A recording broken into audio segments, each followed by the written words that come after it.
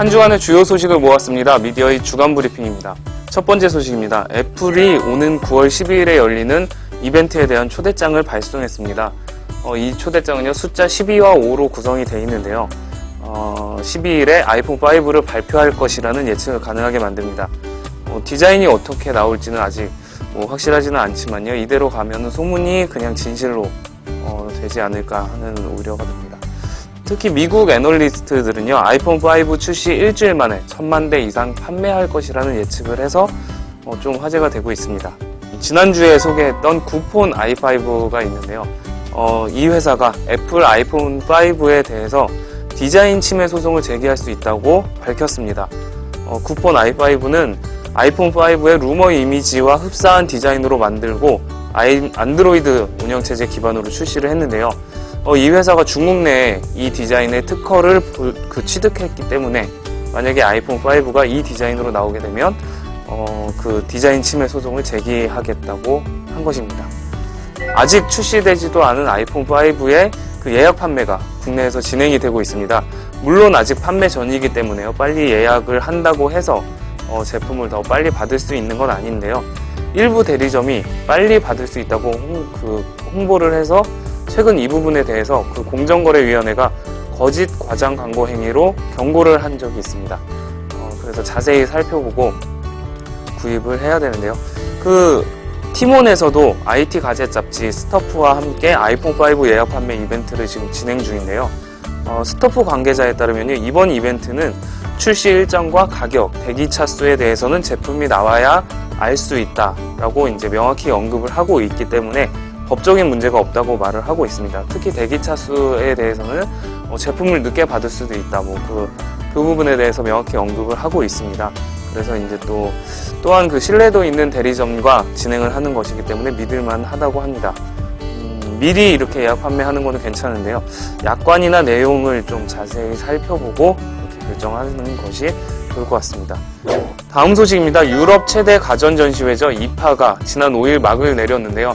이번 전시회에서는 특히 삼성전자에 대한 안 좋은 소식들이 많이 이슈가 됐었습니다. 인도 블로거죠. 클린턴 제프가 삼성전자 유니폼을 입고 부스에서 제품을 홍보하라는 요구에 응하지 않자 삼성전자 측에서 항공권과 호텔 숙박료를 지불하지 않겠다라고 홍보를 해서 문제가 됐었는데요. 이 문제가 SNS를 통해서 이제 전 세계적으로 불거지자 삼성전자 측에서는 프로모터와 리포터를 혼동한 것이라며 그 블로거들의 독립성을 존중한다고 말을 했습니다. 그리고 공식적으로 사과 이메일을 보냈다고 합니다. 한 가지 더 있습니다. 삼성전자 55인치 OLED TV 2대가 사라졌는데요. 이파에 전시하기 위해서 독일로 운송하던 중에 분실을 했다고 합니다. 이번 전시회에 들어가는 전시 제품은 모두 50여 대로 패키지 포장이 돼 있었는데 그 중에서 OLED TV 2대만 사라졌다고 합니다. 이에 대해서 첨단 기술이 유출된다면 막대한 피해가 예상된다는 우려의 목소리가 지금 나오고 있는데요. 삼성전자와 LG전자를 빼면은 대형 OLED TV를 양산하는 곳이 전 세계적으로 없다고 합니다. 그래서 이런 우려가 나오고 있습니다. 현재 독일과 한국 경찰에 수사를 의뢰한 상태라고 합니다. 유튜브에서도 이제 국가 설정을 한국어로 해도 동영상을 업로드할 수 있게 됐습니다. 지난 6일에 구글 코리아가 구글과 유튜브의 한국 블로거에 공지를 했는데요.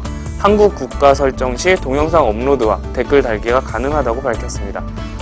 지난 2009년 4월에 인터넷 실명제 법률 때문에 그 동영상과 댓글을 올릴 수 없게 그 조치를 했었죠. 그리고 서버도 아예 해외로 뺐었는데요. 이번에 나온 인터넷 실명제 위원 결정에 따라서 이 같은 조치를 취한 것으로 봅니다. 어떻게 보면 당연한 건데 이제서야 이제 되는 것 같습니다. 다음 소식입니다. 지난 6일 서울행정법원은 참여연대가 방송통신위원회를 상대로 제기한 이동통신요금 원가 산정 자료 공개 소송에서 원가 산정의 기준이 되는 정보를 공개하라고 판결했습니다. 참여연대는 지난해 5월에 이통 3사의 통신요금 거품이 지나치다며 요금 원가 자료와 요금 인하 논의 회의록 등을 공개하라고 방통위에 요구를 했었습니다. 그런데 방통위는 이통 3사가 비공개를 전제로 제출한 자료고 법인의 영업비밀에 관련된 사항이 많다는 이유로 공개하기를 거부했었는데요. 이에 대해 법원은 이유 없이 공개하는 것을 위법이라고 판결을 내렸습니다. 방통위는 아직 공식 입장을 밝히고는 있지는 않지만요, 항소를 할 가능성이 높은 것으로 알려져 있습니다. 아마존이 7인치 킨들 파이어 HD, 킨들 파이어 8.9 HD, 킨들 화이트 페이퍼 등 다양한 태블릿 PC와 전자책 단말기를 출시했습니다. 가격은 전작과 비슷하지만요, 성능은 높이고 새로운 부가 기능을 많이 담았다고 합니다. 특히 킨들 파이어의 경우 미국 태블릿 PC 시장에서 애플 아이패드에 이어서 2위를 차지하고 있는 만큼 이번 신제품의 출시가 그 애플과 아마존의 그 두 회사의 경쟁 구도가 더 심화되는 것으로 이렇게 예측을 할 수가 있을 것 같습니다.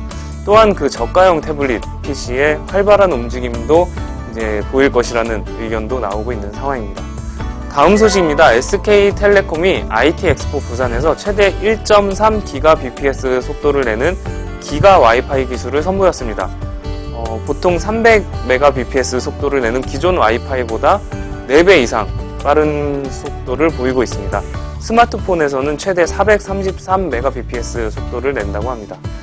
전시장에서는요, HD급 영상을 끊김없이 재생을 하면서 와이파이로 전송하는 모습을 시연하기도 했습니다.